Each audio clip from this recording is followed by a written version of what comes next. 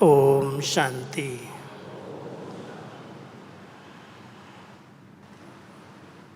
महावीर पांडवों का इतना सुंदर संगठन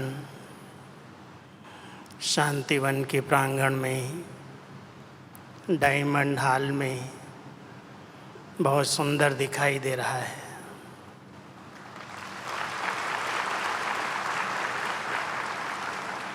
आप सभी बाबा के अनन्य रत्न, बाबा की राइट हैंड भुजाएं, आप सबको देख करके वतन से बाबा और ख़ास करके हमारी मीठी दादी प्रकाश मणि जी बहुत बहुत हर्षित हो रही हैं। जब भी कुमारों के संगठन होते थे तो दादी जी को इतना उमंग उत्साह आता था, कहती थी मैं तो कुमारों की कुमारिका हूँ। कौमार्य अवस्था संपूर्ण पवित्र अवस्था। दादी जी के चेहरे से, उनकी रूहानियत से, उनके बोलने से, चलने से वो बहुत कौमार्य अवस्था दिखाई देती थी। और उस कौमार्य अवस्था को, पवित्र अवस्था को ही बाबा ने देख करके दादी जी को नाम दिया था। ब्रह्मा बाबा ने कुमार का बच्ची, शिव बाबा अलमाइटी ने उनको नाम दिया प्रकाश मणि, और अव्यक्त ब्रह्मा बाबा ने साकार में उन्हें नाम दिया कुमार का बच्ची। लौकिक नाम तो रामा था। तो ऐसी दादी जब कुमारों के संगठन को देखती थी तो कहती थी इतने मेरे महावीर पांडव इस सभा में आए हैं, ये तो क्या नहीं कर सकते हैं, इनके लिए कोई चीज़ असंभव है ही नहीं, सब कुछ संभव है। क्योंकि एक बहुत बड़ा बल इस कलयुग के अंदर जो हम सब ने अपनाया है वो चरित्र का बल है। और जब चरित्र का बल इस ईश्वरीय विश्वविद्यालय में आने से बाबा ने अपने एक एक बच्चे को चरित्रवान बनाया। सारे संसार में इस समय जो पतन हुआ है, जो गरीबी आई है, वो है चरित्र की गरीबी। और इतने सब बाबा के पवित्र और योगी कुमार चरित्रवान बन कर के बाबा का नाम रोशन कर रहे हैं, बाबा को प्रत्यक्ष करने में लगे हुए हैं। कितनी महान आत्माएं हैं जो नई स्वर्णिम युग की नींव हैं। तो ये सम्मान जो है कि हम सब आने वाली स्वर्णिम युग की स्थापना के निमित्त पावन आत्माएं हैं। स्वयं भगवान ने हमें ये श्रीमत दी है कि बच्चे इस अंतिम जन्म में, अंतिम घड़ियों में मेरे खातिर आप बच्चों को इस संपूर्ण पावन जीवन को अपनाना है, पवित्र और योगी बन कर के रहना है।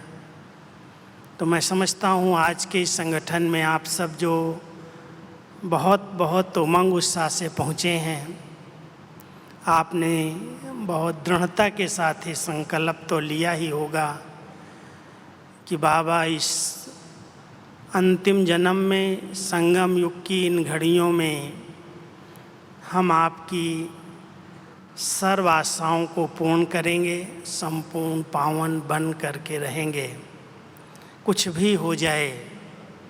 क्योंकि कई कुमार ऐसे होंगे जिनके ऊपर माँ बाप का, लौकिक में भाइयों का, परिवार वालों का बहुत जोर रहता है। अधिकार से कहते हैं अगर तुम शादी नहीं करोगे तो तुम्हें हक नहीं मिलेगा, वर्षा नहीं मिलेगा। लेकिन बाबा के बच्चे कहते हैं कुछ भी मिले या न मिले, मैंने तो बाबा को अपना बनाया है, उनके वर्षे के अधिकारी हैं, मुझे कोई हद की इच्छा नहीं है, कामना नहीं है। 2 रोटी खाएंगे, प्रभु के गुण गाएंगे, लेकिन किसी भी बंधन में बंधेंगे नहीं। ऐसा संकल्प है ना? ताली तो बहुत अच्छी बजा रहे हो। जो मैं प्रश्न किया है उसका उत्तर दो। ऐसा संकल्प है? जिनका है पक्का हाथ उठाओ। सबका? अच्छा, क्योंकि बंधन तो आएगा, परीक्षाएं आएंगी। और जब मैं अपने अनुभव से बताता हूँ, लौकिक में माता पिता ज्ञान में भी होते हैं, तो वो अपनी बच्चियों को तो बड़ी जल्दी समर्पित करने के लिए तैयार हो जाते हैं, क्योंकि सोचते हैं ये शादी करेगी तो भी दूसरी जगह ही जाएगी, इससे तो क्यों ना सेंटर पर जाए, बहुत अच्छा है।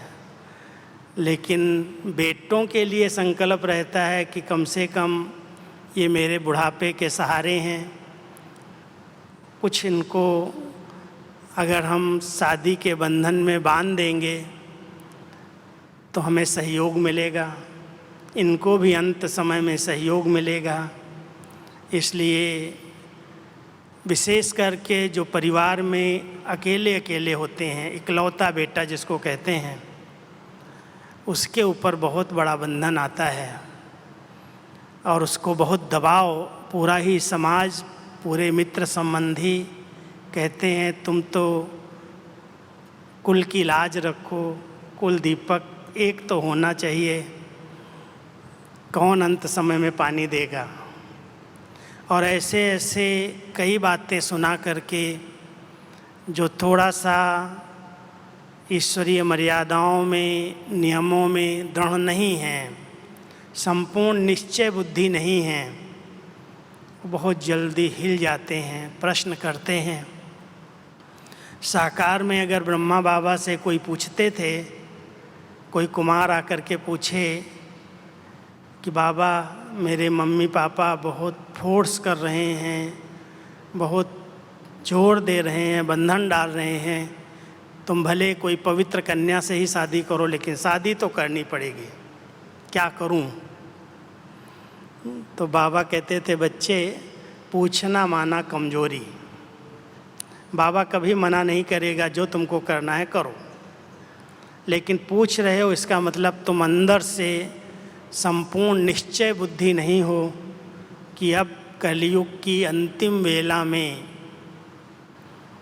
जब हम सबको अपने वापस घर चलने का समय है, नई सतयुगी दुनिया का प्रारंभ होने का समय है, ऐसे समय में हमें भगवान के कार्य में संपूर्ण तन मन धन विशेषताओं सहित सेवा में सहयोगी बन करके, पवित्र और योगी बन करके परमात्मा के कार्य में हमें राइट हैंड बन करके रहना है। तो जो संपूर्ण निश्चय बुद्धि हैं, उन्होंने कोई भी उन्हें माया की छाया पर छाया हिला नहीं सकती। जब संपूर्ण पवित्रता की बात आती है तो हम कहते हैं हमारे संकल्प भी इतने शुद्ध हों, पवित्र हों, जिसमें व्यर्थ का भी नाम निशान न हो। अभी अगर पूछा जाए तो कौन ऐसा है जो कहेगा हम व्यर्थ से भी मुक्त हो गए हैं?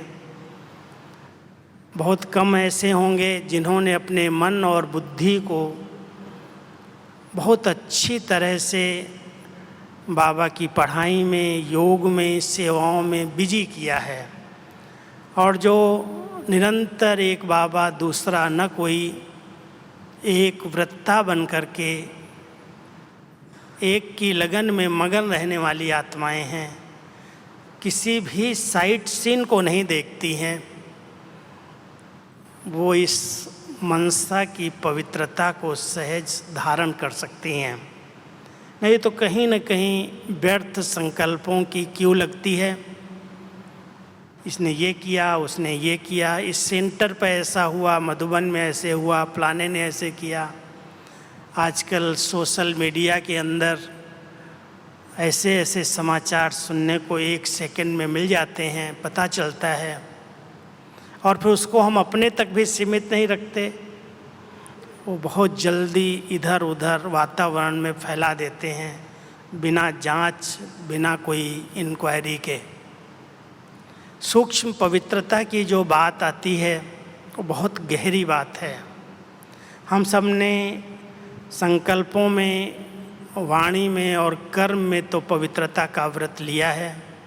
मैं समझता हूँ हमारे सभी साथी विशेष पांडव अपनी जबान पर जरूर कंट्रोल रखते होंगे।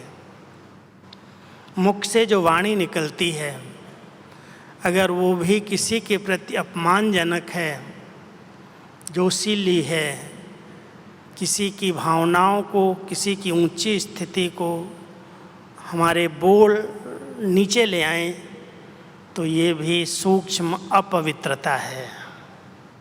इसलिए वाणी की पवित्रता माना हमारे बोल इतने सम्मानजनक हों, इतने मधुर हों, कम हों, धीरे हों, जो बाबा की श्रीमत है उसी अनुसार एक एक बोल अनमोल हो, मोती समान हो।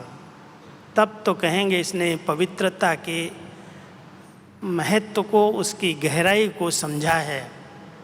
अगर वो बोलने में भी जो आया बोल दिया, जब आया बोल दिया, जैसा आया बोल दिया, सामने वाले की स्थिति कैसी भी हो, जरा भी उस पर ध्यान नहीं गया, कहता है मैं तो सच्चा हूँ ना, मैं सच को रोक नहीं सकता। ये अगर गलत करेगा तो मैं ज़रूर इसको सुधार के दिखाऊंगा। ये जो भाषा है, बाबा कहते हैं ये भी सूक्ष्म अपवित्रता है। ब्रह्मा बाबा ने कभी भी ला अपने हाथ में नहीं लिया, लॉफुल स्थिति में रहे।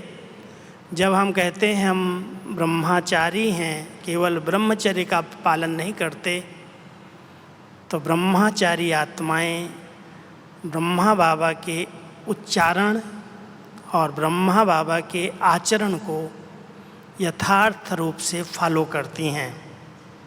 तो ब्रह्मा बाबा के उच्चारण क्या हैं, कैसे शब्दों से, आज आप सब कहेंगे साकार में तो हमने नहीं देखा, लेकिन अव्यक्त रूप में 48 साल तक बाबा ने हम सब बच्चों की पालना की है।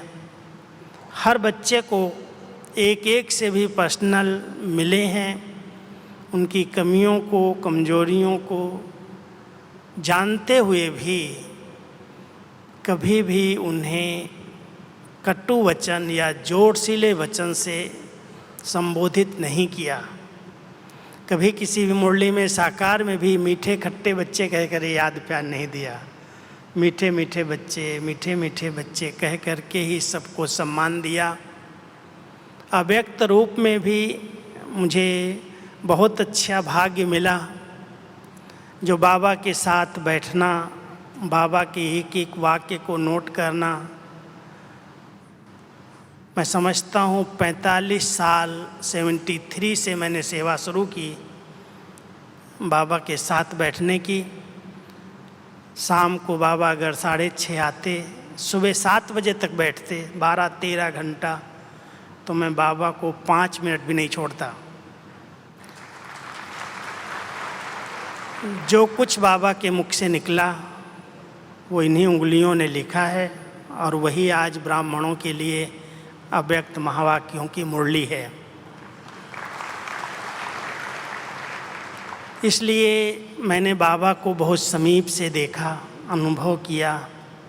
हम किसी बच्चे के जीवन के बारे में, उनके चरित्र के बारे में जानते भी हैं, हमारे मन में उसके प्रति बहुत सारी बातें भरी हुई हैं, लेकिन बाबा के सामने वो बच्चा आता है तो बाबा उसके वर्तमान को नहीं देखते, बाबा उसके भविष्य को देख करके उसे इतनी सुंदर सम्मान की स्मृति दिलाते, अरे आप कौन हैं, आप कैसे हैं, कितनी महान आत्माएं हैं जो भगवान से मिलन मना रही हैं। ऐसे ऊंचा सम्मान दिला करके फिर कोई शिक्षा देनी है तो देते हैं। ऐसे ने उन्हें शिक्षा नहीं दी, सिर्फ महिमा करके और बिगाड़ दिया। लेकिन शिक्षा देते हुए भी बहुत रहम की भावना रखी, प्यार की भावना रखी, उनको बहुत अच्छा आदर पूर्वक सम्मान दे करके उनकी कमियों को महसूस कराया। हम सब अपनी वाणी की पवित्रता पर बहुत ध्यान दें। जिस सेवा केंद्र पर रहते हो, जहाँ पर भी सेवाएं दे रहे हो, चाहे लौकिक जॉब में हो, चाहे बिजनेस में हो, चाहे सेंटर्स पर हो, लेकिन हर एक इस भट्ठी में एक शुभ संकल्प करो, इस सूक्ष्म पवित्रता को, जिसमें वाणी बड़ी सरल और मधुर हो, सम्मानजनक हो, किसी भी शब्द से कोई अपनी अपमान की महसूसता न करे, ऐसा सूक्ष्म में पवित्रता का व्रत मुझे धारण करना है। कर्म में पवित्रता हम सब जानते हैं। बाबा ने कहा है, बच्चे कर्म द्वारा सुख दो सुख लो, दुआएं दो दुआएं लो, संतुष्ट रहो संतुष्ट करो। ये बहुत अच्छी पवित्रता की स्टेज है, हाई लेवल की स्टेज है, जिसमें कोई भी मनुष्य आत्मा, कोई भी हमारा साथी सहयोगी मुझे सूक्ष्म में भी बद्दुआ न दे। अटेंशन देने की बात है कि अगर हम अपने व्यवहार से, अपनी चलन से, अपने कर्मों से हर आत्मा को सहयोग देते हैं, उसे संतुष्ट करने का प्रयास करते हैं, तो मैं समझता हूँ वो आत्माएं भले कोई अनजान में बद्दुआ भी दे, बाबा कहता है बच्चे उस बद्दुआ को भी तुम दुआ में बदल दो। ऐसा श्रेष्ठ कर्म ये संपूर्ण और सूक्ष्म पवित्रता है। बहुत गहराई है इस पवित्रता की, जो बाबा ने अव्यक्त रूप में हर वर्ष 1-2 मुरलियाँ चलाई हैं। अव्यक्त रूप में हम सब ने बाबा के द्वारा बताई हुई संपूर्ण पवित्रता की परिभाषा को एक छोटे बुक में भी तैयार किया था। यहाँ पर लिटरेचर में होगी, संपूर्ण पवित्रता किसको कहा जाता है। वो सब अव्यक्त मुरलियों का संग्रह है। इस बात को हम अंडरलाइन करें। मैं प्रैक्टिकल की कुछ बातें आपको सुनाऊंगा, क्योंकि मधुबन में रहे, मधुबन में हम भी, मैं समझता हूँ आप सब जितने भी बैठे हैं सब मेरी आयु से बड़े होंगे। उस समय मैं 16 साल की आयु में समर्पित हुआ।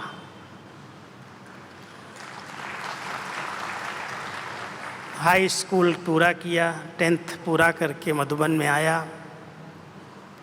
आते ही इस परिवार के बीच में बहुत सारी स्थूल सेवाएं थीं जो कभी मैंने की नहीं थी, लेकिन वो सब सेवाएं ही मिली। कोई सूक्ष्म सेवाएं नहीं थी, सब स्थूल सेवाएं थीं, कर्मणा सेवाएं थीं। लेकिन दीदी दादी का एक लक्ष्य था कि जो इनकी एनर्जी है, जो ये युवा काल है, बहुत श्रेष्ठ एनर्जी वाली आत्मा है, बहुत ऊर्जा है इसके अंदर, बहुत शक्ति है। उस युवा काल में हम सबको अपनी शारीरिक और मानसिक शक्ति को, उस ऊर्जा को जितना हो सके अधिक से अधिक ये सेवा में लगाएं। मनसा स्वच्छ बनेगी, पवित्र बनेगी। जो आत्माएं, ध्यान देना जो मैं कहना चाहता हूँ, अपने आप को शारीरिक रूप से कर्मणा में या मानसिक रूप से मनसा में बिजी नहीं रखती हैं, वो कभी भी संपूर्ण पवित्र जीवन नहीं जी सकती। इसलिए दादी दीदी हमें यही सिखाती रही कि खूब थका दो अपने शरीर को, ऐसा थका दो जो बिस्तर पर जाओ और 1 सेकंड में नींद आ जाए। अगर थकाओगे नहीं, और उस समय तो ये साइंस के साधन नहीं थे जो आज माया जाल हम सब के आगे है। कईयों की आदत है, साइंस के युग में हम जी रहे हैं, हम उनको कहते हैं नॉलेजफुल हैं हम, लेकिन ऐसे लगता है कि इस नॉलेज ने हमारी पवित्रता की संपूर्णता को छीना है। इस पर आप सब सहमत होंगे कि अगर कोई आत्मा अधिक ये साइंस के साधनों का प्रयोग करके केवल सेवा के लिए करना, मैं भी करता हूँ, लेकिन अगर उसमें दूसरे रास्ते में चले गए तो बहुत कुछ इस दुनिया की गंदगी आपको सीखने को, देखने को मिलेगी। आपकी मानसिक पवित्रता कभी कायम नहीं रह सकती। संकल्पों में आएंगे, विकल्पों में आएंगे, स्वप्नों में वही दृश्य आएंगे। और जब अमृत वेले, जो बाबा कहता है वरदानी समय है, कितनी मुरलियाँ बाबा की साकार अव्यक्त चल रही हैं। अव्यक्त अमृत वेले के महत्व को समझो, बाबा से शक्ति लो, वरदान लो। ऐसी आत्माएं जो रात को सोने के पहले योग करने की बजाय इन साधनों का प्रयोग करके और उनको देखते देखते नींद में जाती हैं, उनका क्या हाल होगा वो आप सब जानते हो। ध्यान दो, अगर हमें सचमुच बाबा की सास को पूर्ण करना है कि मुझे संपूर्ण पावन बन के सूक्ष्म से सूक्ष्म अपवित्रता को समझना है और उस पर विजयी बनना है, तो जो चीज़ें हमारे मन के विचारों को दूषित करने वाली हैं, व्यर्थ और नेगेटिव की तरफ ले जाने वाली हैं, उनके लिए प्रतिज्ञा करो, दृढ़ता का संकल्प करो कि न मुझे देखना है, न मुझे उसके बारे में चिंतन करना है। तब हमारी मानसिक पवित्रता कायम रह सकती है।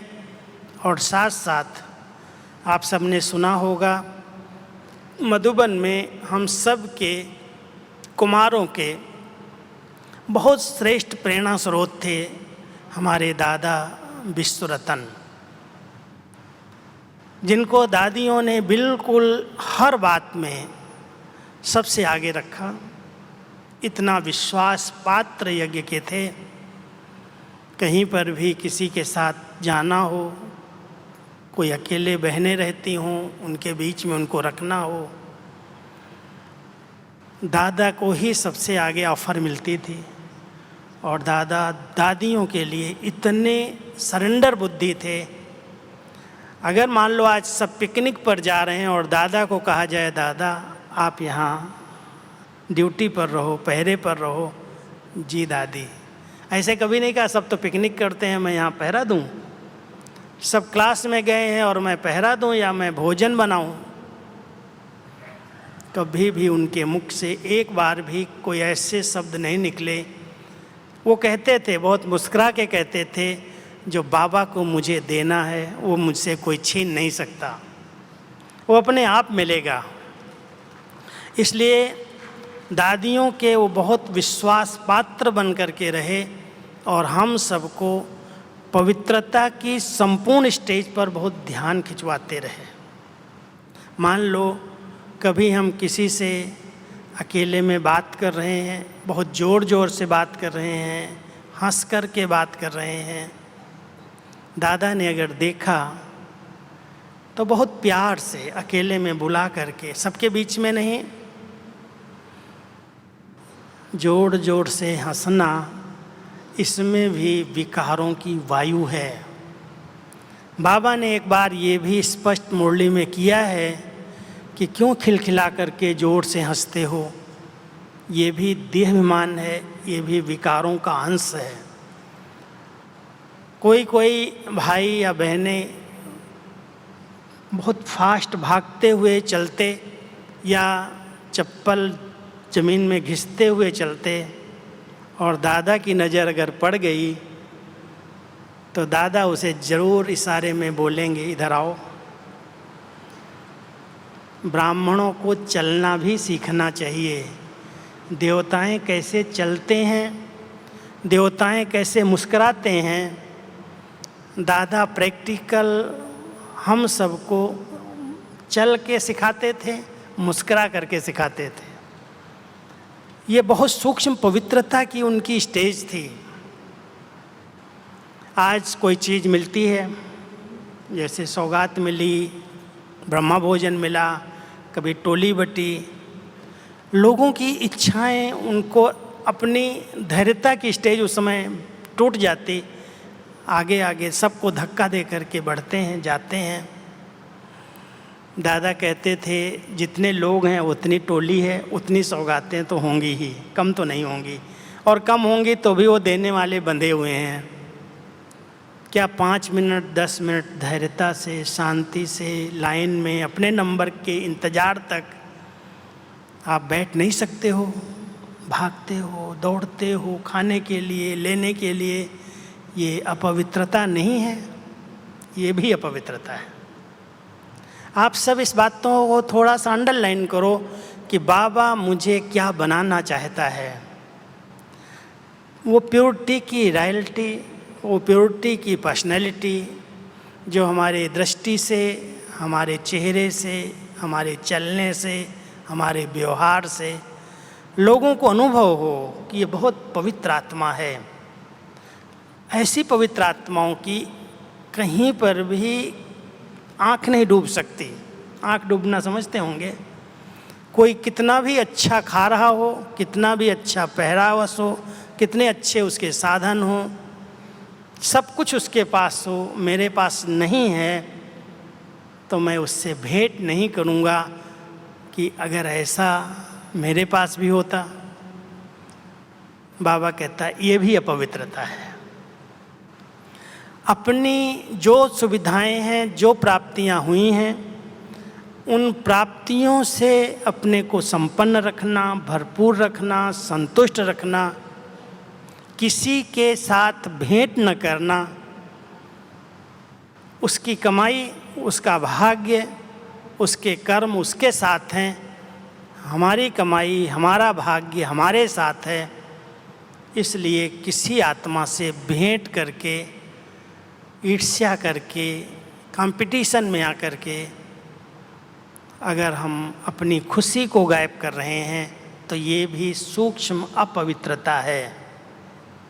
बहुत गहराई से इस पर विचार करना। बाबा ने हम सबको बहुत कुछ दिया है, और जितना दिया है अगर उस पर हम चिंतन करें तो हमारे जैसा भाग्यवान कोई नहीं है। एक एक बाबा का बच्चा, केवल मेरे अपने लिए मैं नहीं कह रहा हूँ, आप सबके लिए कह रहा हूँ, आपके पास जितनी प्राप्तियाँ हैं स्थूल और सूक्ष्म, जो आपका भाग्य है वो दूसरों के भाग्य से भेंट नहीं करना। अगर भेंट करोगे तो आपकी खुशी गायब हो जाएगी। इसको तो सब कुछ प्राप्ति हो रही है, इसको तो सब मान दे रहे हैं, इसको सब पूछते हैं, सेवाएं मैं करता हूँ, नाम इसका होता है, लोग इसको सब सम्मान देते हैं, हमें तो कोई जानता ही नहीं है। ऐसी सूक्ष्म कामनाएं भी बाबा कई बार बहुत सूक्ष्म रीति से कहते हैं, ये कामनाएं भी काम विकार का अंश हैं। जब सब कुछ बाबा ने प्राप्त कराया है, इतना श्रेष्ठ भाग्य है, अमृत वेले स्वयं भगवान हमें उठाता है, अपने साथ हमें वरदानों से, अपनी दृष्टि से, सकाश से शक्ति देता है, सकाश देता है, खुद शिक्षक बन करके इतनी ऊंची पढ़ाई पढ़ा रहा है, त्रिकालदर्शी, त्रिनेत्री, त्रिलोकीनाथ बनाया है, एक एक बच्चे को नॉलेजफुल बनाया है, सुदर्शन चक्रधारी बनाया है, अविनाशी संपत्ति से संपत्तिवान बनाया है। मुझे बहुत कभी कभी ये रहता है नशा कि बाबा जितना धन मुझे आपने दिया है उतना कोई को नहीं दिया है। इतना धनवान बना दिया, ज्ञान का धन है, गुणों का धन है, शक्तियों का धन है, अनुभव का धन है, सब प्राप्तियों से भरपूर माला माल बनाया है, और किसको नहीं दिया है।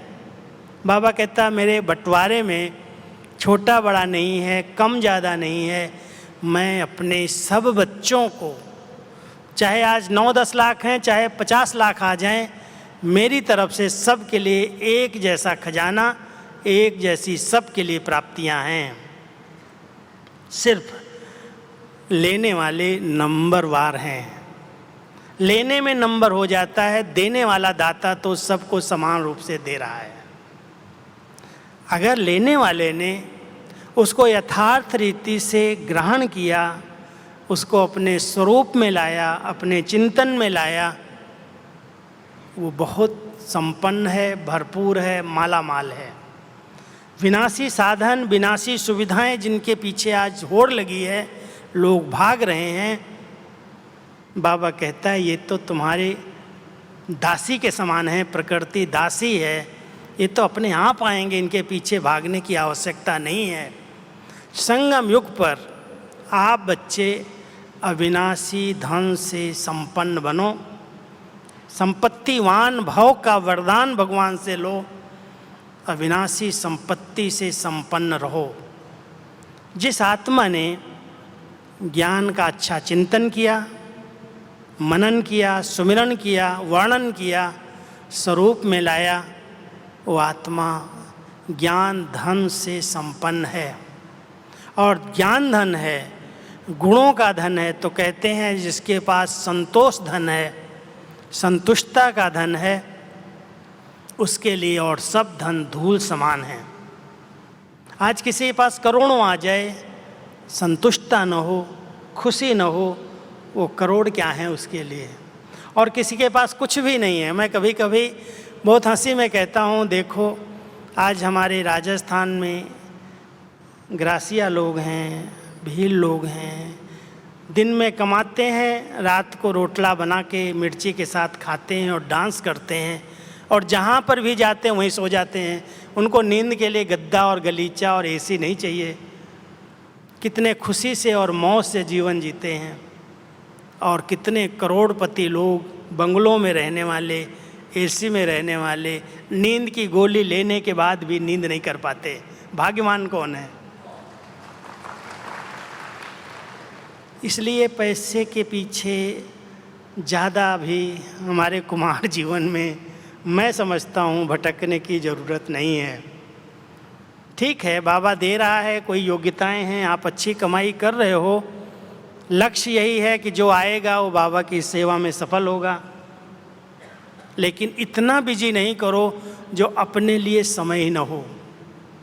कई बाबा के बच्चे हैं जिनको अपने लिए ही समय नहीं है।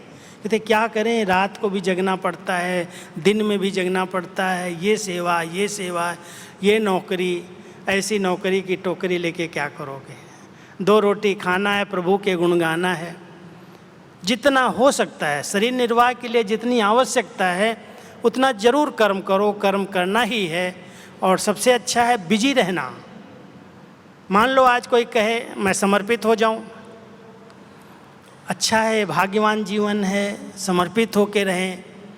लेकिन समर्पित होने के बाद भी अगर कोई बिजी नहीं है, सेवाएं नहीं कर रहा है, देखा देखी कर रहा है, साधनों के पीछे दौड़ रहा है, तो मैं समझता हूँ वो घर गृहस्थ में प्रवृत्ति में रहने वाले कुमार उनसे भाग्यवान हैं जो अपना तन मन धन बुद्धि योग से समर्पित हैं। इसलिए आप सभी बुद्धि से ये निकालो कि मुझे समर्पित होकर के ऐसी जीवन जीनी है। बुद्धि से समर्पित, शरीर से नहीं। शरीर से समर्पित हैं और बुद्धि फ्री है, मन भटक रहा है, लौकिक संबंध खींच रहे हैं, लौकिक बंधन खींच रहे हैं, धन खींच रहा है, साधन खींच रहे हैं, तो समर्पित होते भी, यहाँ होते भी बाहर है। इसलिए हम सबको ध्यान देना है कि आत्मा को हम तृप्त बनाएं, भरपूर रखें, संतुष्ट रखें। और एक ही अंदर का गीत है, पाना था सो पा लिया, काम क्या बाकी रहा। सब कुछ बाबा से मिला है, मुझे कुछ नहीं चाहिए। और जहाँ कुछ नहीं चाहिए का संकल्प पैदा होगा, इच्छा मात्रम अविद्या की स्थिति, वहाँ पर आपकी पवित्रता हाई लेवल की हो जाएगी। इच्छाएं मनुष्य आत्मा को भटका रही हैं, वो कामनाएं भटका रही हैं, और उसके कारण कितने प्रकार के बंधन वो क्रिएट कर रहा है। मैं आज सोच रहा था बंधनों की कितनी बड़ी लिस्ट है, और कुमार जीवन में भी अगर कोई बंधा हुआ हो तो कुमार जीवन का लाभ क्या लिया उसने, फायदा क्या है। कुमार जीवन, निर्बंधन जीवन जिसको बाबा कहता है, हम देखें अपने आप को, कहीं पर भी मैं आत्मा बंधी हुई तो नहीं हूँ, किसी संस्कार में बंधी हुई आत्मा, कोई आलस्य अलवेलेपन में बंधी हुई आत्मा, कोई आसक्तियों के बंधन में बंधी हुई आत्मा, कोई देह और संबंधों में बंधी हुई आत्मा, कोई लगाव, झुकाव, प्रभाव, दबाव, उसके अंदर बंधी हुई आत्मा बंधी है। कोई ना कोई आत्मा उसको खींच रही अपनी तरफ, बंधन खींचता है।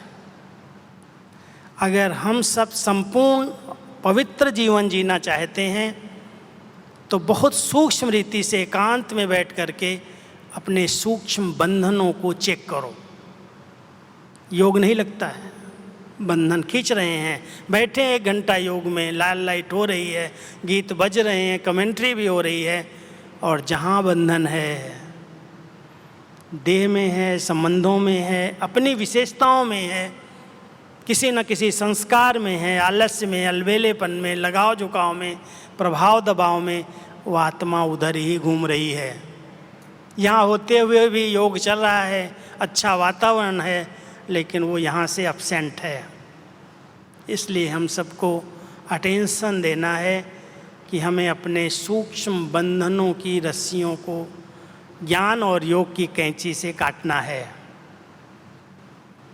ज्ञान कहता है, समझ कहता है, ज्ञान का यथार्थ स्वरूप, ज्ञानी तू आत्मा इस अंतिम जन्म में किसी भी प्रकार के बंधन में नहीं बंध सकती। अगर बंधन है, माना वो ज्ञान उसके पास नहीं है, समझ नहीं है। ज्ञान बाबा ने दिया है। बच्चे पूरे 84 जन्म तुम आत्माओं ने खेल खेला है, पार्ट बजाया है, कई बंधनों में बंधे हो। अब मेरे साथ चलने का समय है, उड़ने का समय है। उड़ने के लिए, बाबा के साथ चलने के लिए किसी भी प्रकार का हद का बंधन नहीं चाहिए। जितने बंधन हैं, उन बंधनों को काटने के लिए एक बहुत गहरी तपस्या की ज़रूरत है, और वो तपस्या है इस देह भान को गलाना,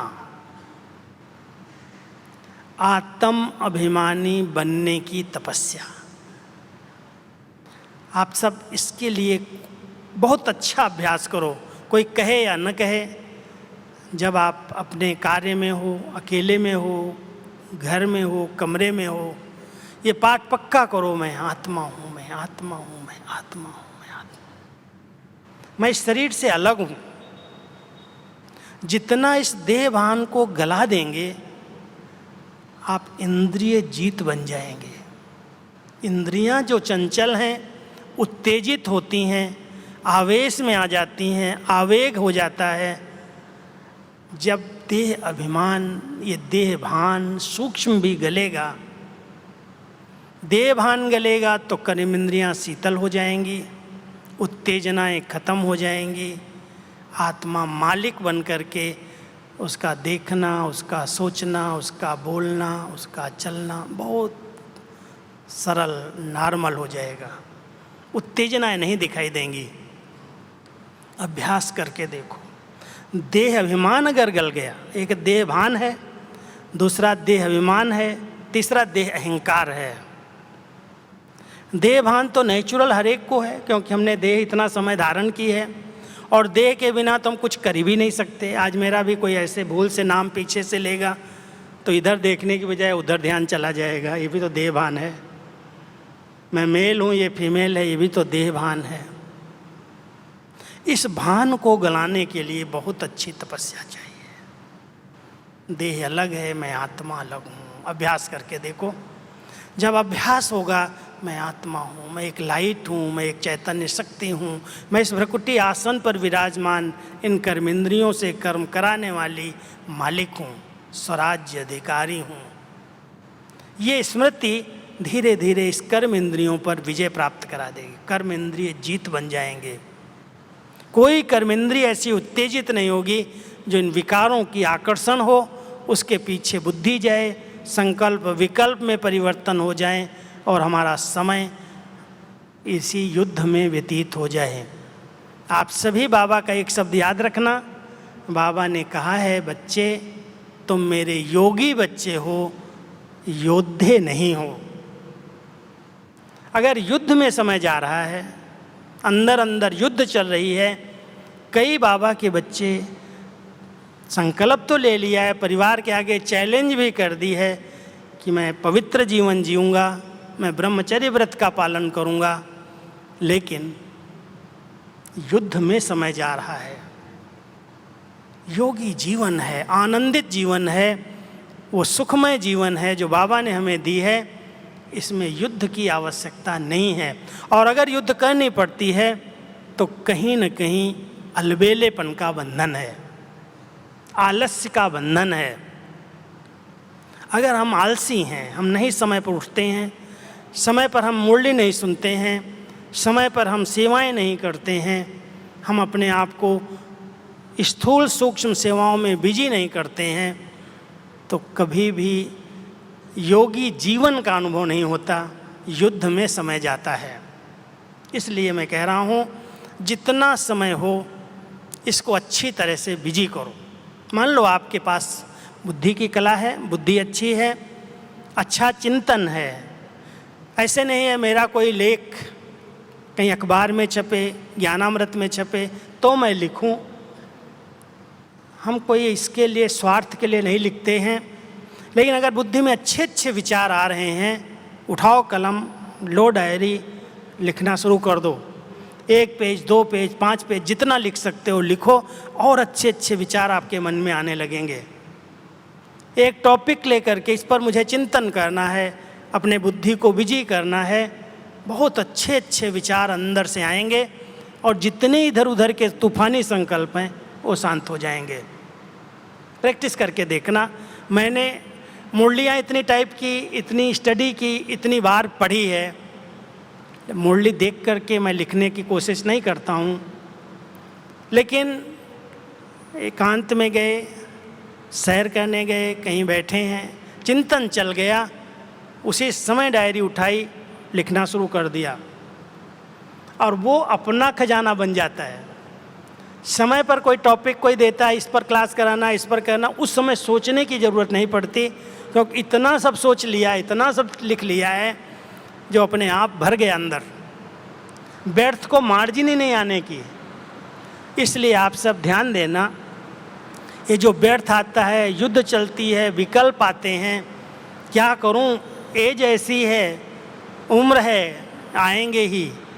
कई लोग इस प्रकार की भाषा का प्रयोग करके अलबेलेपन में आते हैं, और बाबा कहता है अलबेलेपन का तकिया लगा लेते हैं। इसलिए ध्यान देना, प्रकृति आपका स्वागत कर रही है, प्रकृति स्वागत कर रही है। सबको आवाज़ तो ठीक आ रही है ना? आवाज़ आ रही है ना पीछे तक? ठीक है। तो मन और बुद्धि को बिजी रखो, और कोई भी सेवा छोटी सेवा नहीं है। बाबा कई बार कहते हैं, ऐसे नहीं सोचो ये कल की आई हुई बहन तो भाषण कर रही है, इसको तो स्टेज सेक्रेटरी का पार्ट मिला है, इसको तो बोलना भी नहीं आता है, मैं तो बहुत अच्छा बोल सकता हूँ, मेरे बोलने की कला है, मुझे चांस नहीं मिलता, इसको ही मिलता है।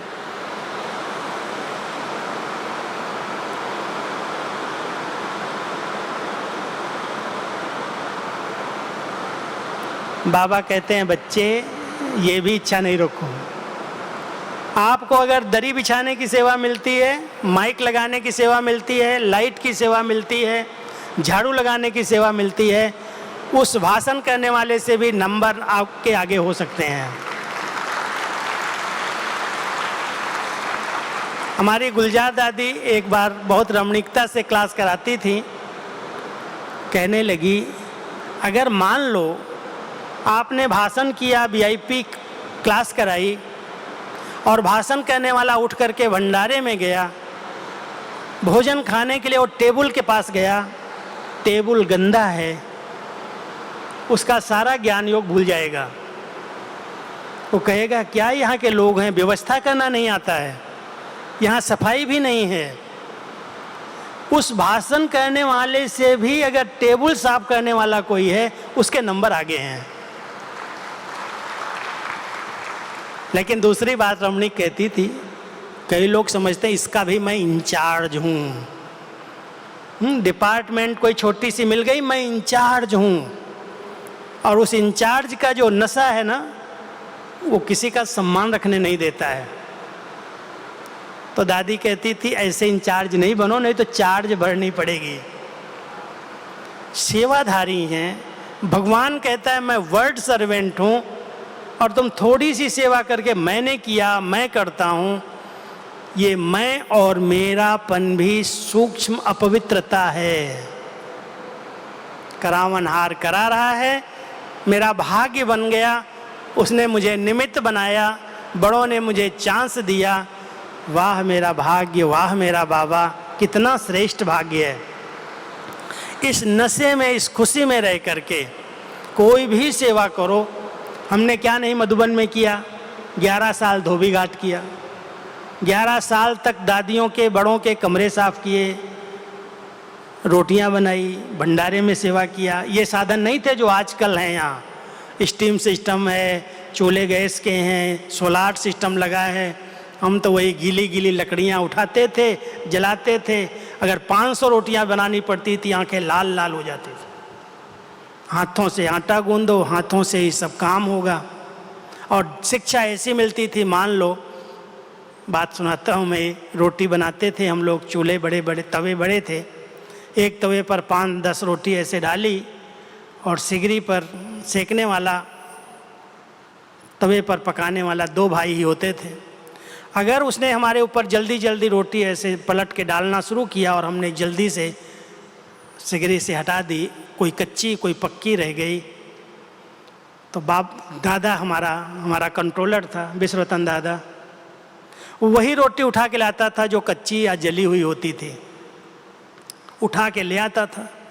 और जब अकेले में देखता, इधर आओ, तुमने बनाई ना रोटी आज, देखो, अगर कच्ची है खा लेगा तो उसके पेट में दर्द पड़ेगा, फेंक देगा तो यज्ञ का नुकसान हो जाएगा, बोझ तेरे पर चढ़ेगा। इसलिए कोई भी काम करना है तो दिल से करो और एक्यूरेट करो, नहीं तो छोड़ दो। तो ये शिक्षाएं जो मिली, मैं कहता हूँ ये दादा ने हम सबको इतना एक्यूरेट रहना सिखाया, इतना ढंग से करना, कोई हड़बड़ में जल्दी जल्दी में कर देना। दादा कहता था ये भी अपवित्रता है। हम सब बहुत धैर्यवत, 3 बातें ध्यान रखना। दादी जानकी हमको कहती थी, गोली खाने की, दवाई खाने की आदत होती है, हर एक कोई ना कोई बीमारी होती तो दवाई लेता है, तो 3 गोली अपने पास रख लो। पहली है धैर्यता, कुछ समय के लिए धैर्यता से कोई भी बात आई, कोई ने कुछ आपको कमेंट कर दी, कोई ने आपके चरित्र पर कोई बात उठा दी, कोई बात आपकी कट कर दी, थोड़ा सा धैर्यता से, शांति से सुनो, समझो, तुरंत जवाब नहीं दो, टकराव हो जाएगा। इसलिए धैर्यता सबसे बड़ा गुण है। 1 सेकंड धैर्यता से उस बात को सुनना, समझना, और फिर जो कहना है समय पर देख करके कहना। दूसरी गोली है प्रेम, जो बाबा कई मुरलियाँ, कल भी मुरली चला रहे थे बाबा, परसों संडे को। स्नेह एक बहुत बड़ी शक्ति है, और हम सब जो बाबा के अंदर पास समर्पित हुए हैं, सेवा में लगे हैं, उसके पीछे बाबा का, बड़ों का, दादियों का स्नेह है। बहुत सच्चा स्नेह, निस्वार्थ स्नेह, दिल का स्नेह मिला और ये जीवन समर्पित कर दी। स्नेह एक बहुत बड़ी शक्ति है। हम सब प्रेम में रहें, लेकिन प्रेम में कहीं भी देह अभिमान ना आ जाए, प्रेम कहीं विकारी न बन जाए, उस पर बहुत ध्यान देना। प्रेम एक शक्ति है, प्रेम एक गुण है। प्यार के सागर ने हमें प्रेम का स्वरूप बनाया है। हम सब प्रेम में व्यवहार करें, लेकिन प्रेम में कोई को अपने अंदर फंसा न लें, इस पर बहुत ध्यान देना। वो निस्वार्थ प्यार, रूहानी प्यार, सच्चा प्यार जो बाबा ने हम सबको किया, दादियों ने हम सबको किया, उसका हम स्वरूप बने। ये दूसरी प्रेम की गोली है। और तीसरी जो आज यज्ञ हमारा चल रहा है वो विश्वास पर चल रहा है। विश्वास एक बहुत बड़ी शक्ति है। अगर बड़ों ने मेरे पर विश्वास रखा है तो हम सब बाबा के बच्चे विश्वास पात्र बन करके रहें, कुछ भी सहन करना पड़े, विश्वास को कोई आँच ना आए। अगर आप पर दादियों ने, आप पर निमित्त बहनों ने, आपके ऊपर कोई बड़ों ने विश्वास रखा है तो आपको उस विश्वास का रिटर्न जरूर देना चाहिए। कुछ भी हो, मैं कोई भी ईश्वरीय नियम का, मर्यादा का उल्लंघन नहीं कर सकता। बड़ों का विश्वास मेरे में है।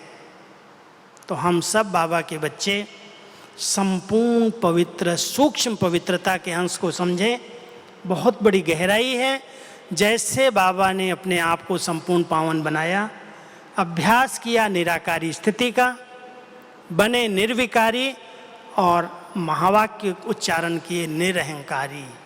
बच्चे, ये भी अहंकार ना आ जाए कि मैं निर्विकारी हूँ, मैं बहुत बड़ा योगी हूँ। कई आत्माओं को अपनी विशेषताओं का अहंकार आ जाता, अपनी सेवाओं का अहंकार आ जाता, अपने योग का अहंकार आ जाता, अपनी पवित्रता का भी अहंकार आ जाता। मेरे जैसा कोई नहीं है, मेरे जैसा क्लास कोई नहीं करा सकता, मेरी जैसी कमेंट्री कोई नहीं करा सकता, मेरी जैसी सेवाएं कोई नहीं कर सकता। ये सब सूक्ष्म अपवित्रता है। जरा भी मेरापन नहीं, करावनहार बाबा करा रहा है। ये मेरा भाग्य है जो उसने मुझे चुना है, निमित्त बनाया है। जो कराना है करा ले, हम तो उसके इंस्ट्रूमेंट, बाबा के राइट इंस्ट्रूमेंट बन करके रहें। यही हमारी भावना है। आप सब कुमार एक संकल्प कर लो कि हम बाबा के राइट इंस्ट्रूमेंट बन करके रहेंगे, कुछ भी हो जाए, कोई कितना भी अनराइटियस हो। कोई ने आज मेरे से प्रश्न किया था, कुमार ने, क्या हमारी बड़ी बहनें कोई बात कहती हैं तो उसको श्रीमत हम समझें? मैंने कहा श्रीमत तो केवल एक बाबा की है और बाबा की श्रीमत केवल मुरली में है। अगर मुरली के अनुसार कोई राय आपको दी जा रही है जरूर उसको मानो, लेकिन अगर मुरली के विपरीत कोई राय मिल रही है, बाबा की आज्ञा और श्रीमत के विपरीत कोई अपनी मत चला रहा है, उसकी राय है, उसकी श्रीमत नहीं है। इसलिए आप सब ध्यान दो, अगर हम सब बाबा के बच्चे यथार्थ रूप से श्रीमत पर चल करके संपूर्ण पावन बनना है तो श्रीमत अमृत वेले से रात्रि तक संकल्प के लिए, बोल के लिए, दृष्टि के लिए, वृत्ति के लिए, कर्म के लिए, संबंध संपर्क के लिए हम सबको बाबा ने बहुत स्पष्ट रीति से बताई है। पढ़ो मुरलियाँ, स्टडी करो, उसमें सब स्पष्ट है। संकल्प के लिए श्रीमत है। बच्चे सदा शुभ सोचो, पॉजिटिव सोचो, नेगेटिव को पॉजिटिव में बदल दो, कम सोचो, अधिक नहीं सोचो, जो जरूरी है वही सोचो। दृष्टि आपकी हर आत्मा को आत्मिक दृष्टि से देखने का अभ्यास करो, पवित्र दृष्टि बनाओ। वृत्तियां आपकी अनासक्त हों, एकाग्र हों, उपराम हों। बोल आपके मधुर हों, सरल हों। कर्म आपके युक्ति युक्त हों, यथार्थ हों, सुख देने वाले हों। संबंध संपर्क व्यवहार में दुआएं दो, दुआएं लो। स्मृतियां जो पास्ट की हैं उनको बिंदी लगा दो, उनका चिंतन नहीं करो। बाबा की याद में, उसकी एक की स्मृति में सदा स्थित रहो। ये सब श्रीमत हैं, मैं शार्ट में सुना रहा हूँ। ये मर्यादाएं हैं हम सबके लिए, और इन मर्यादाओं पर चलने वाली आत्मा संगम पर ही मर्यादा पुरुषोत्तम बनती है। वही भविष्य में जाकर पुरुषोत्तम पद प्राप्त करती है, उत्तम पुरुष बन करके देवताओं के रूप में सृष्टि पर राज्य करती है। तो इस संगम पर हम सब बाबा के बच्चे इस पवित्रता की गहराई को समझें। केवल ब्रह्मचर्य व्रत नहीं, काम जीत नहीं, लेकिन सूक्ष्म कामनाओं पर भी जीत हो जाए। ये है हमारी संपूर्ण स्टेज। हम ब्रह्मचारी बने, बाबा के उच्चारण किए हुए शब्दों को हम फॉलो करें और उनके आचरण पर सदा कदम पर कदम रखते आगे बढ़ते चलें। ओम शांति।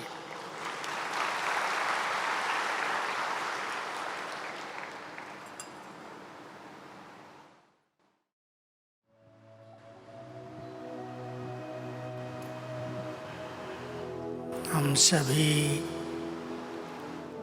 4 प्रकार की एकाग्रता का पहले अभ्यास करेंगे। योग की गहरी अनुभूति करने के लिए शरीर की एकाग्रता भी बहुत आवश्यक है। एक अच्छे स्थान पर, अच्छे आसन में, सुख आसन में, जिस तरह से आराम से बैठ सकते हो, 45 मिनट का ये अभ्यास करने के लिए शरीर को रिलैक्स करके एक अच्छे आसन में बैठ करके अपने संकल्पों को एकाग्र करो। मन की एकाग्रता, भावनाओं की एकाग्रता, एक बाबा के प्रति संपूर्ण भावनाएं, बुद्धि की एकाग्रता, शरीर की एकाग्रता, मन की एकाग्रता,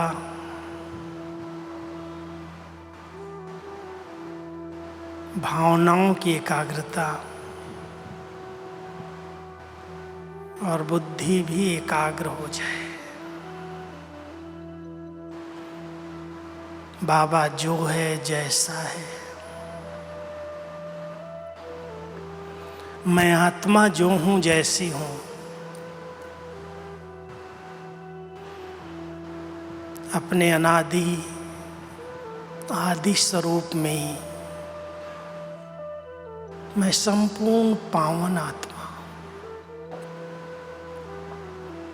सर्व बंधनों से, सर्व बोझों से, सब लगावों से मुक्त, अपने अनादि और आदि स्वरूप को इमर्ज करके मैं संपूर्ण पावन आत्मा,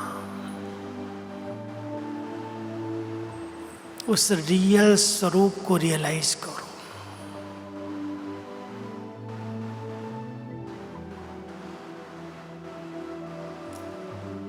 उस रियल स्वरूप में स्थित हो जाओ। मैं एक बहुत सूक्ष्म,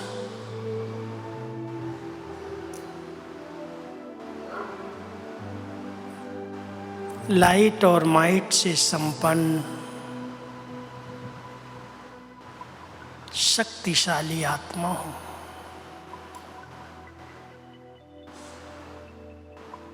एक चमकता हुआ दिव्य सितारा हूँ। अपने अनादि घर, परमधाम घर में उस परम ज्योति, ज्ञान सूर्य, सर्वशक्तिमान बाबा के बिल्कुल समीप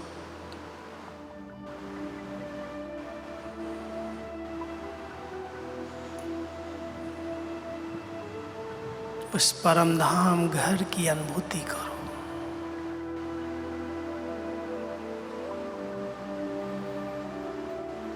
असीम शांति,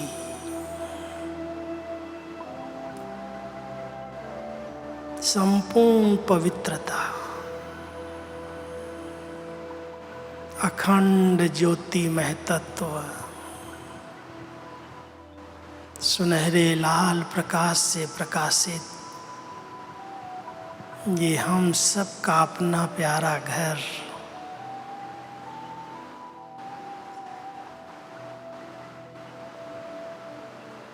उस घर में अपने बाप को, उस निराकार ज्योति बिंदु शिव बाबा को बहुत दिल से स्नेह से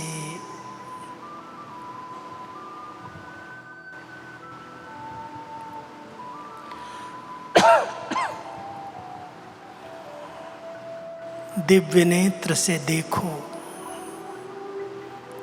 और उनकी शक्तियों का अनुभव करो, उनके प्यार में समाने का अनुभव करो।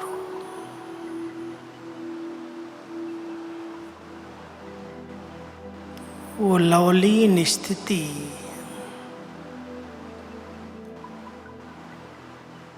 समाने की स्थिति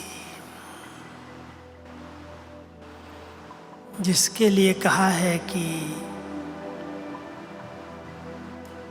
सागर में बूंद समा जाती है,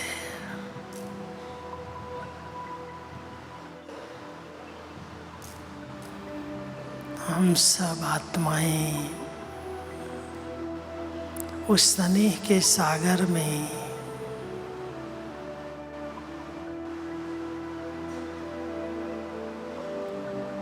उस परमात्म प्यार में समाने का अनुभव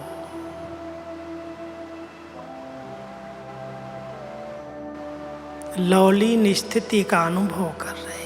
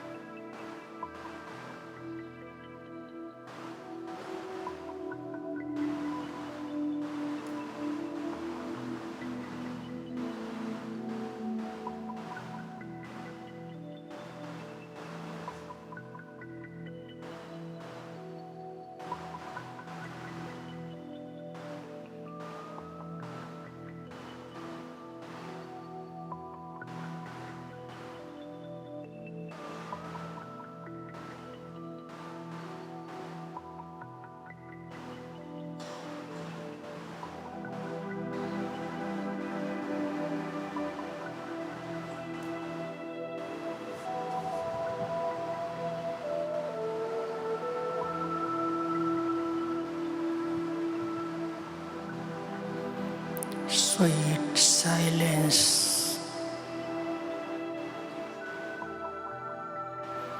असीम शांति के सागर में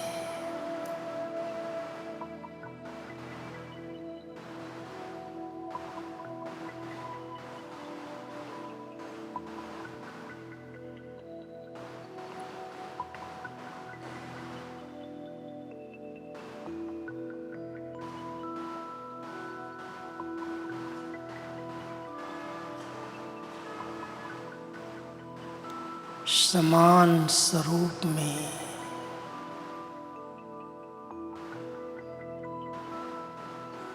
चमकते हुए सितारे का अनुभव करो।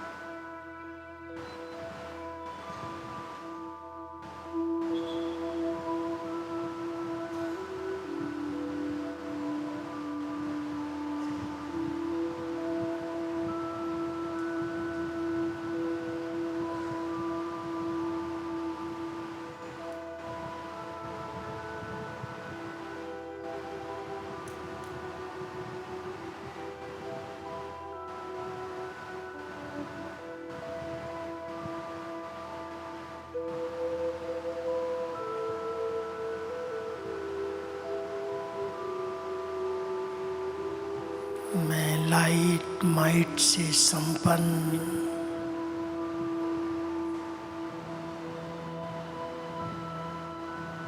एक बहुत शक्तिशाली बीज हूँ।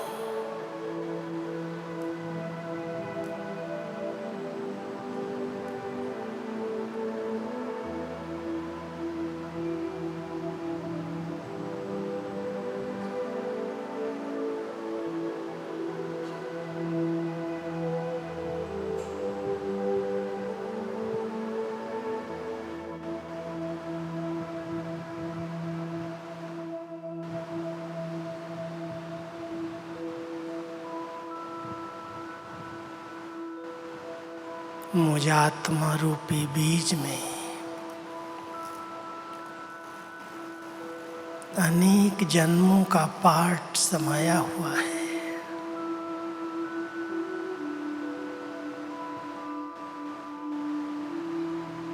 मैं आदिकाल में इस सृष्टि के चक्र में देव स्वरूप में अवतरित हुई दिव्यता संपन्न सर्व गुणों सर्व शक्तियों से संपन्न संपूर्ण पावन देव आत्मा हूँ।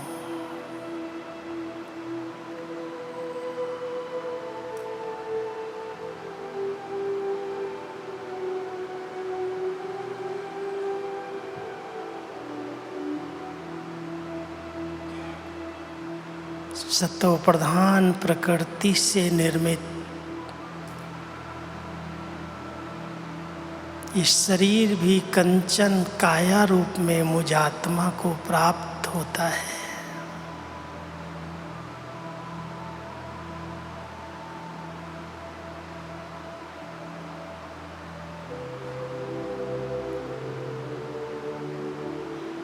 मैं उस वैकुंठ की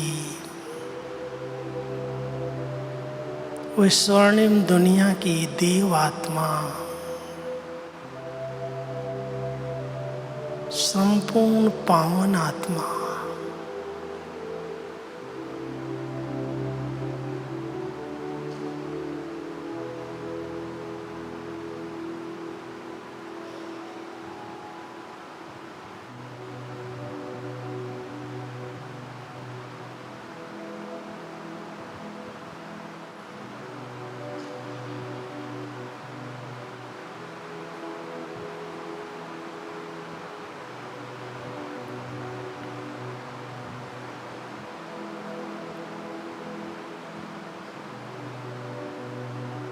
संपन्न और भरपूर हूँ।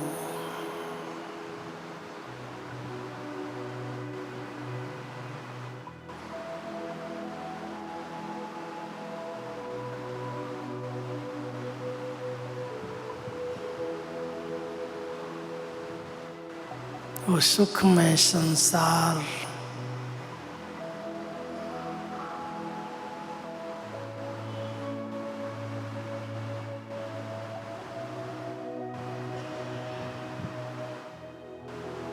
उस संसार की मालिक मैं देव आत्मा।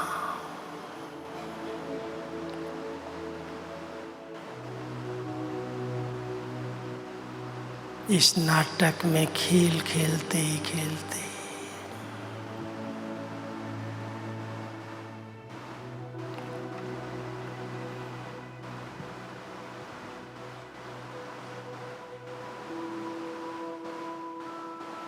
मध्यकाल में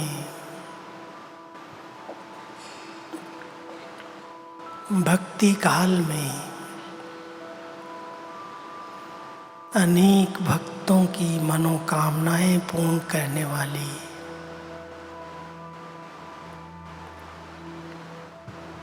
मैं पूज्य आत्मा अनेक भक्तों की इष्ट देव आत्मा हूँ।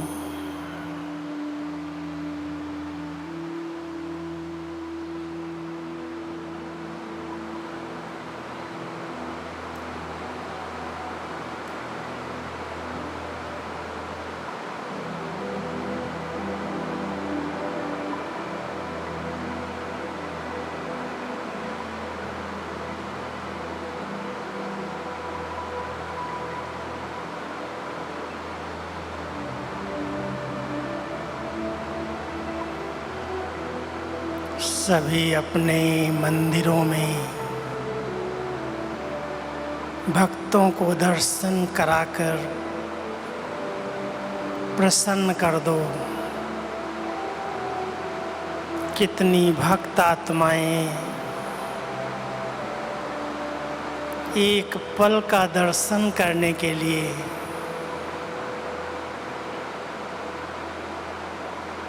कितने समय से इंतजार कर रही हैं।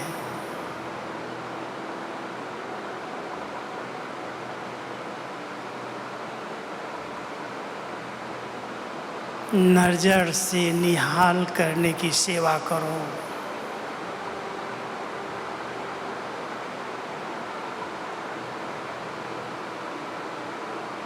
चैतन्य स्वरूप में प्रकट हो जाओ अपने भक्तों के सामने।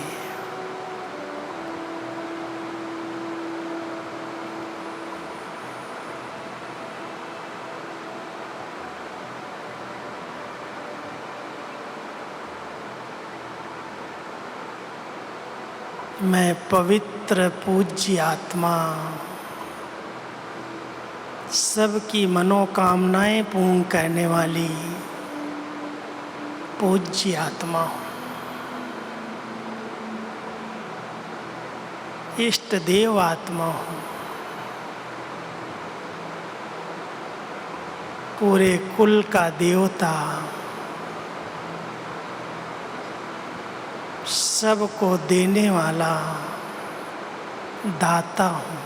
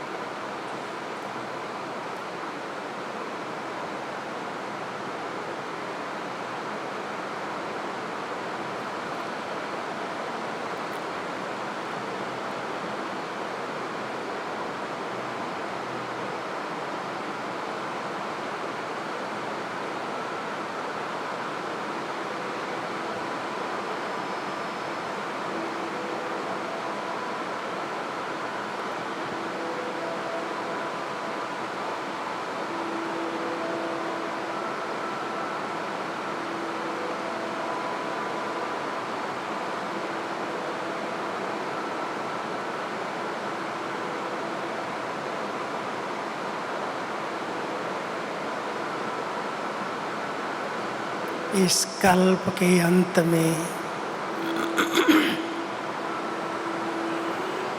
इस कल्याणकारी संगम युग में स्वयं परमात्मा ने हम सब को चुन करके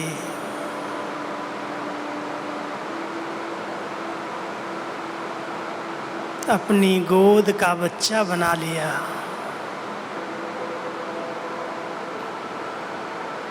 नया दिव्य जीवन देकर पवित्र और योगी बना दिया। ये कितनी श्रेष्ठ, महान, भाग्यवान ब्राह्मण जीवन मिली है।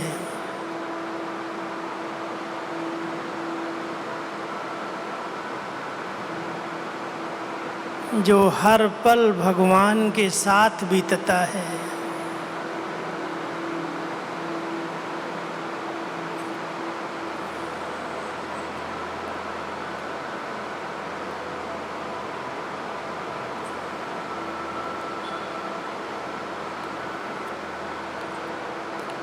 कितना श्रेष्ठ भाग्य है। भगवान की दिव्य पालना, इतनी ऊंची पढ़ाई और श्रेष्ठ मत भाग्य के रूप में प्राप्त हुई है।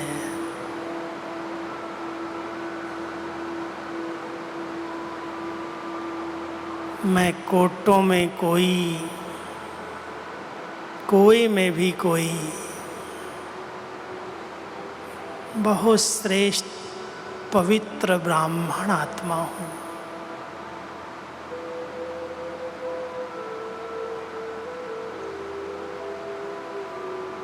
भगवान की पलकों में पलने वाली, दुनिया की नजरों से दूर,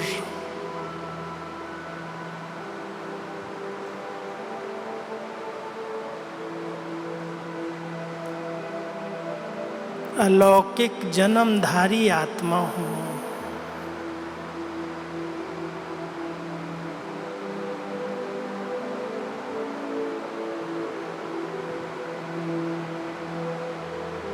विश्व परिवर्तन के कार्य में इस कलयुगी गोवर्धन पर्वत को उठाने वाली भगवान के साथ श्रेष्ठ पाठ बजाने वाली मैं महान आत्मा हूँ।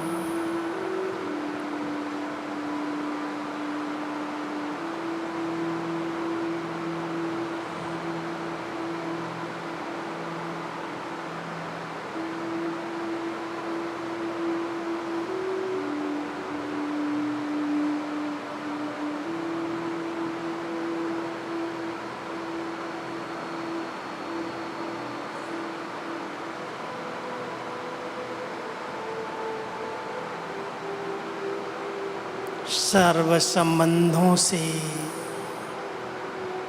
सर्व प्राप्ति कराने वाले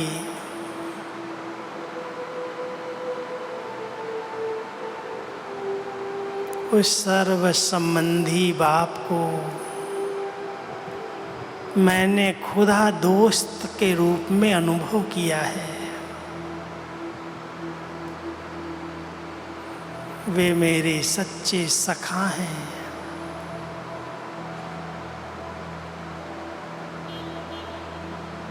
सच्चे दोस्त हैं।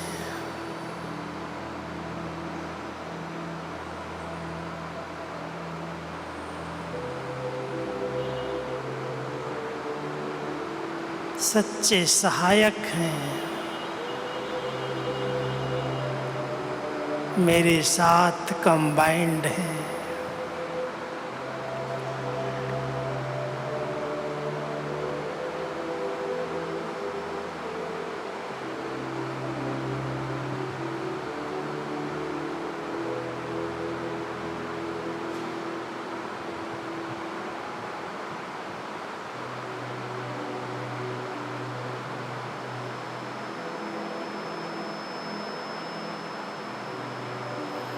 मेरे दिल की भावनाओं को समझने वाले मेरे दिलाराम हैं।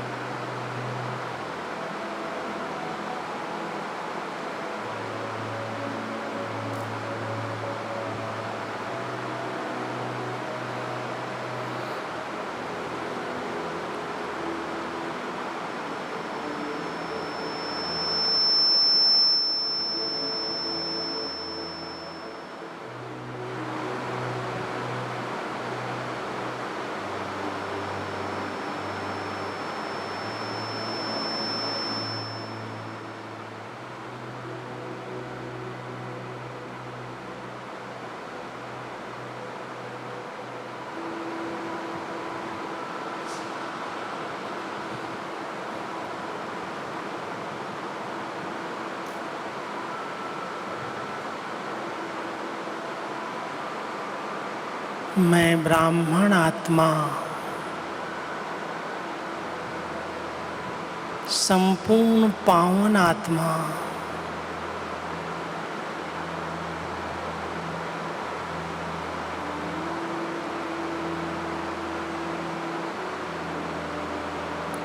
डबल लाइट शरीरधारी आत्मा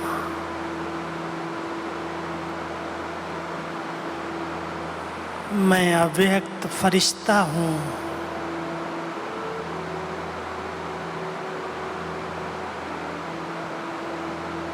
अपने चारों ओर एक लाइट का सुंदर घेरा, प्रकाश का आभा मंडल अनुभव करो।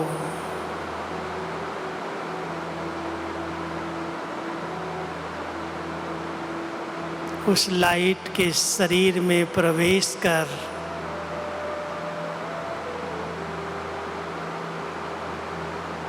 इस साकार जगत से पार सूर्य चांद सितारों की दुनिया से पार अपने अव्यक्त लोक में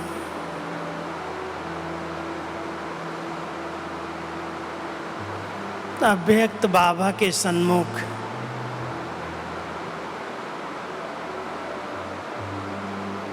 उनकी शक्तिशाली किरणों का,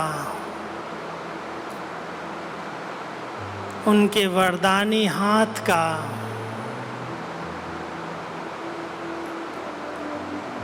अपने सिर पर अनुभव करो। मुझ फरिश्ते पर बाबा की वो पवित्र किरणें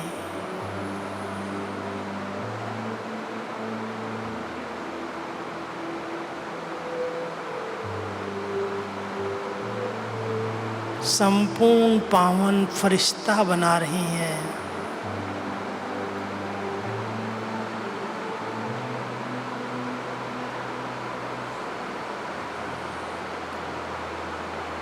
मैं फरिश्ता भी विश्व कल्याण की सेवा के लिए तैयार हूँ।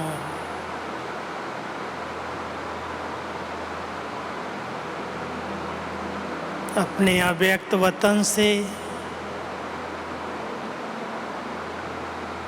इस साकार वतन में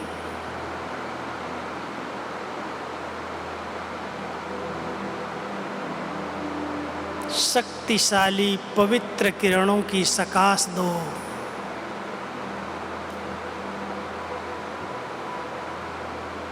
प्रकृति के पांचों तत्वों को पावन बनाने की सेवा करो।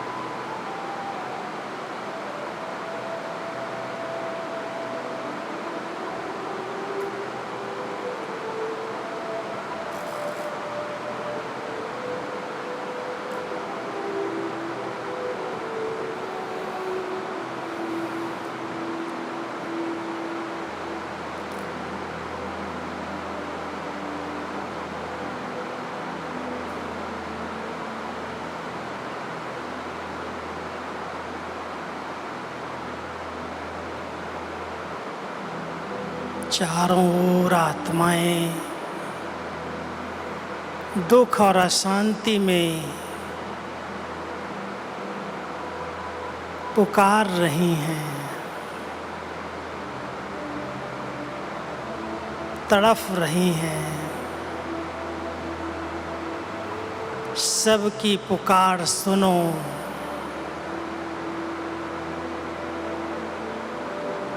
उपकार की दृष्टि घुमाओ।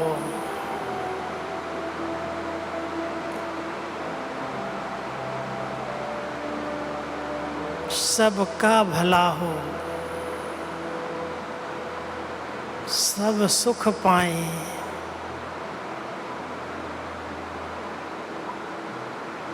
सबको मुक्तिदाता से मुक्ति का वरदान मिल जाए।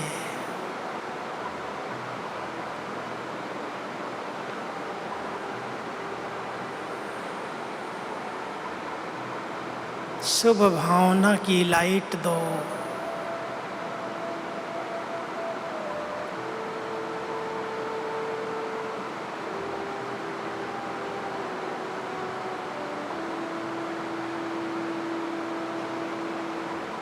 अपने मास्टर दयालु कृपालु रूप में सब पर दया की दृष्टि डालो।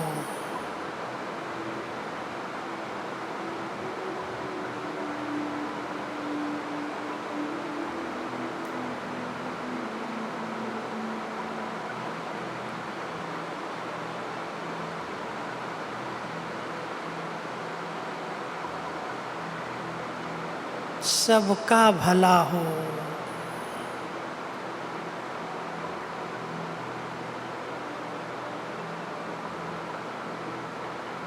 सब अपने प्यारे प्रभु को पहचान लें।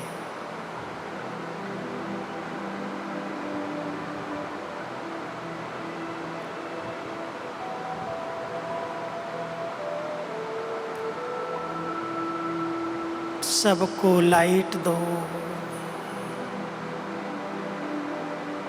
पवित्र किरणें दो।